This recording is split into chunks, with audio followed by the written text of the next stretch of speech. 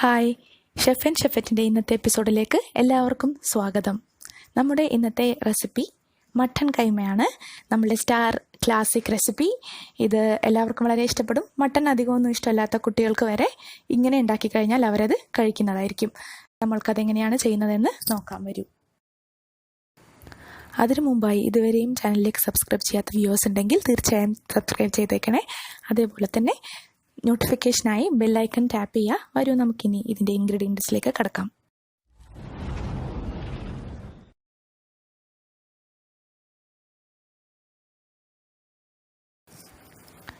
Mince ചെയ്തെടുത്ത mutton മിക്സിയിൽ അരച്ചെടുത്തത് 1/2 kilo, ചുവന്നുള്ളി അരച്ചെടുത്തത് 1 കപ്പ്, പൊട്ടുകടല പൊടിച്ചെടുത്തത് 1/4 കിലോ, തേങ്ങ അരച്ചെടുത്തത് 1/2 മൂടിയുടേത്, തക്കാളി അരച്ചെടുത്തത് 1 തക്കാളിയുടേത്, മല്ലിപ്പൊടി 1/2 ടേബിൾ സ്പൂൺ, മുളക് പൊടി 1 ടേബിൾ സ്പൂൺ, ഇഞ്ചി അരച്ചത് 1 ടേബിൾ സ്പൂൺ, വെളുത്തുള്ളി അരച്ചത് 1 ടേബിൾ സ്പൂൺ, മല്ലിയില ചെറുതായി അരിഞ്ഞത് 1/2 കപ്പ്, ഉപ്പ് ആവശ്യത്തിന്, പൊടിയുപ്പ്. ആദ്യമായി ഒരു ബൗളിലേക്ക് നമ്മളുടെ മിൻസ്ഡ് മീറ്റ് അരച്ചെടുത്തത് ഇട്ട് വയ്ക്കാം. അതിലേക്ക് പൊട്ടുകടല പൊടിച്ച് വെച്ചിരിക്കുന്നത് ഇട്ട് കൊടുക്കുക.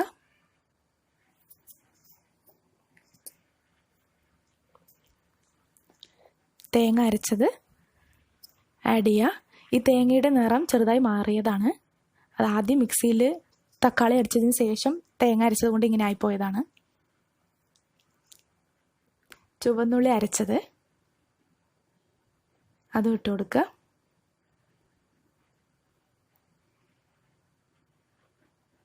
മല്ലിപ്പൊടി ഇട്ട് കൊടുക്കുക.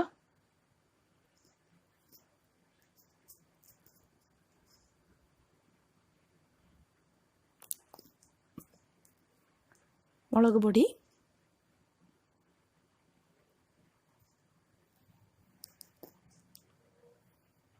വെളുത്തുള്ളി അരച്ചത്. അങ്ങനെ ചേരുവകൾ ഓരോന്നായിട്ട് ഇതിലേക്ക് ഇട്ട് കൊടുത്ത് കലക്കിയെടുക്കണം. അതാണ് നമ്മളുടെ ഉദ്ദേശം. ഇഞ്ചി അരച്ചത് ആഡ് ചെയ്ത് കൊടുത്തു. നമുക്ക് ഈ മിൻസ്ഡ് മീറ്റ് വാങ്ങാൻ കിട്ടും, അത് നമ്മൾ അരച്ചെടുക്കുന്നതാണ്. തക്കാളി പേസ്റ്റ്,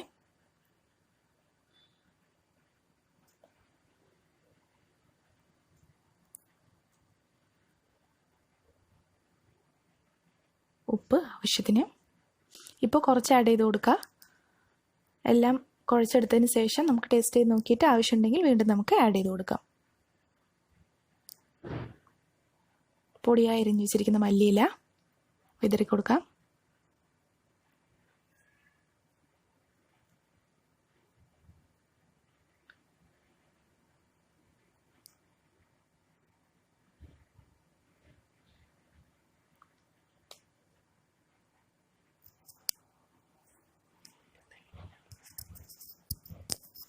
വീണ്ടും കുറച്ച് ഉപ്പിട്ട് കൊടുത്താണ് നന്നായിട്ട് നമുക്കിത് കുഴച്ചെടുക്കാം.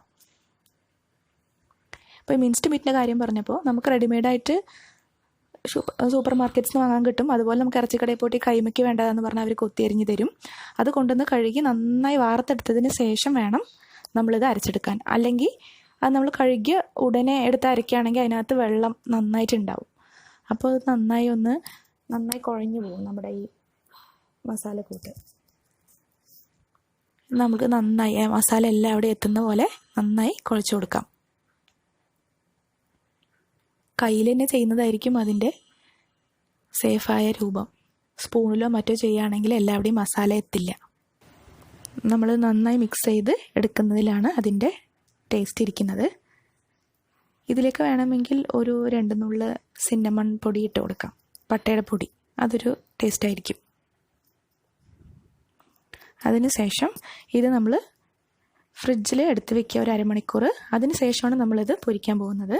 ആദ്യം നമ്മളത് ഉരുട്ടിയെടുത്ത് ഉരുളകളാക്കി ഒരു പ്ലേറ്റിൽ എടുത്ത് വയ്ക്കുക, നമുക്ക് പൊരിക്കുന്നതിന് മുമ്പാക്കി.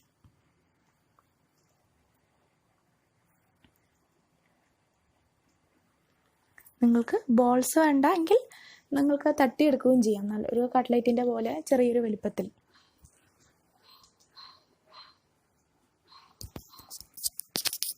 നമ്മൾ ആദ്യം കുറച്ചെണ്ണം റെഡിയാക്കി വെച്ചു. അപ്പോൾ പൊരിച്ചെടുക്കുമ്പോൾ വേഗം വേഗം എടുത്ത് ഇടാൻ എളുപ്പമായിരിക്കും.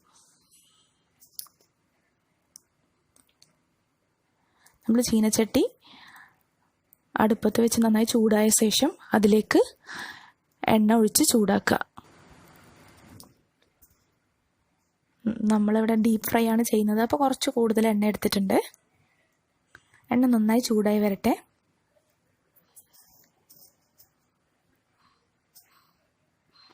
എണ്ണ ചൂടായി വരുമ്പോൾ നമുക്ക് തയ്യാറാക്കി വെച്ചിരിക്കുന്ന മീറ്റ് ബോൾസ് എടുത്ത് നന്നായി പൊരിച്ചെടുക്കാം.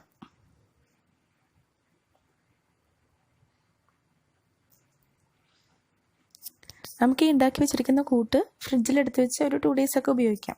ഫ്രീസറിൽ വെച്ചാൽ മതി. അപ്പോൾ പൊരിക്കണമെന്ന് ആവശ്യമുള്ളതിന് ഒരു കുറച്ച് നേരം മുമ്പേ എടുത്ത് പുറത്ത് വെച്ചാൽ അത് നന്ന് സോഫ്റ്റായി കിട്ടും. അപ്പോൾ നമുക്ക് വീണ്ടും പൊരിക്കാം.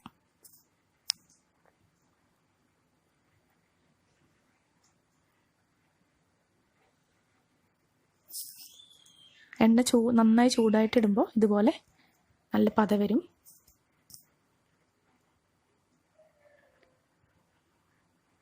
കുറച്ച് നേരം കഴിയുമ്പോൾ നമുക്കത് തിരിച്ചിട്ട് കൊടുക്കാം. എല്ലാ ഭാഗത്തും നന്നായി അത് വെന്ത് വരട്ടെ.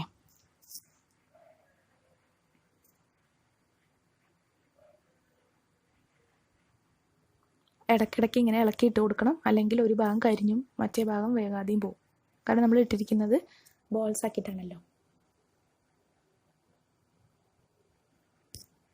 ഇപ്പോൾ നിറം മാറി നല്ല ഒരു ബ്രൗൺ നിറത്തിൽ വന്നിട്ടുണ്ട്.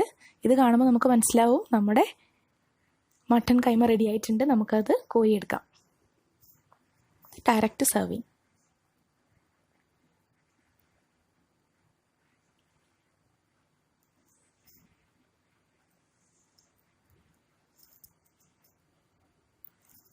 ഞാൻ പറഞ്ഞ മറ്റേ ഷേപ്പ് ഇതാണ്. ഈ ടിക്കി ഷേപ്പിൽ നമുക്ക് ഇട്ടെടുക്കാം. അത് കുറച്ചും കൂടി നല്ല ക്രിസ്പി ആയിട്ടുണ്ടാവും. മറ്റേതാകുമ്പോൾ അകത്ത് കുറച്ചും കൂടി സോഫ്റ്റ് ആയിട്ടുണ്ടാവും. അപ്പം നിങ്ങളുടെ എന്താണോ പ്രിഫറൻസ് അതിനനുസരിച്ച് നിങ്ങൾ ചെയ്തെടുക്കാം. നിങ്ങൾക്കൊന്ന് കാണിച്ചു തരാൻ വേണ്ടിയിട്ട് ആ ഷേപ്പിൽ ഞങ്ങൾ ചെയ്തതാണ്.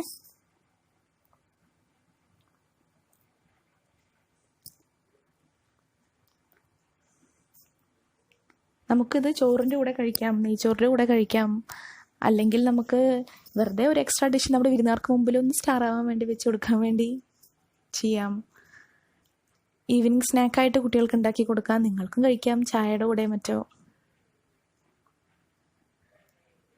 ഇപ്പോൾ വിരുന്നുകാരൊക്കെ വരുമ്പോൾ തലേന്നേ ഇത് ഉണ്ടാക്കി വെക്കുകയാണെങ്കിൽ അപ്പോൾ അവർ വരുമ്പോൾ എടുത്ത് പൊരിച്ചു കൊടുക്കാം. അപ്പോൾ ആ സമയത്ത് അധികം പണിയില്ല എങ്കിൽ എക്സ്ട്രാ ഒരു ഡിഷുമായി.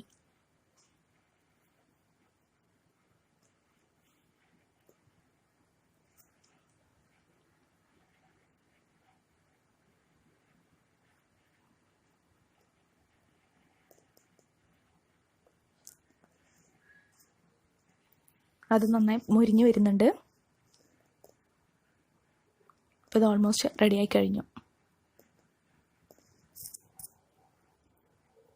നമുക്കത് വറുത്ത് കോരിയാം.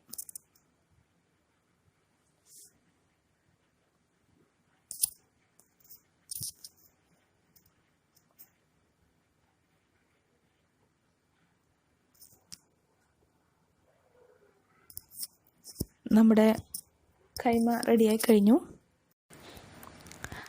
അപ്പോൾ ഇതാ നമ്മുടെ super easy and extra delicious mutton keema റെഡിയായി കഴിഞ്ഞു. അപ്പോൾ നിങ്ങളിതെല്ലാവരും വീട്ടിൽ തയ്യാറാക്കി നോക്കുമല്ലോ. നിങ്ങൾക്ക് ഇഷ്ടപ്പെട്ടിട്ടുണ്ടെങ്കിൽ നിങ്ങളുടെ ഫ്രണ്ട്സിനും ഈ റെസിപ്പി ഷെയർ ചെയ്യുക, അവരോട് അഭിപ്രായം ചോദിക്കുക. എല്ലാവരുടെയും അഭിപ്രായം കമൻറ്റ് ബോക്സിൽ രേഖപ്പെടുത്തുക. ഇഷ്ടപ്പെട്ടിട്ടുണ്ടെങ്കിൽ ഈ വീഡിയോ ലൈക്ക് ചെയ്യുക. ഇതുവരേക്കും സബ്സ്ക്രൈബ് ചെയ്യാത്ത വ്യൂവേഴ്സ് ഉണ്ടെങ്കിൽ ഈ ചാനലിലേക്ക് സബ്സ്ക്രൈബ് ചെയ്യുക. നോട്ടിഫിക്കേഷനായി ബെല്ലൈക്കൺ ടാപ്പ് ചെയ്യുക. അപ്പോൾ ഞങ്ങളുടെ ഇന്നത്തെ എപ്പിസോഡ് ഇത്രയും നേരം ക്ഷമാപൂർവ്വം കണ്ടിരുന്നതിന് എല്ലാവർക്കും നന്ദി. വീണ്ടും കാണുന്നതുവരേക്കും ബൈ.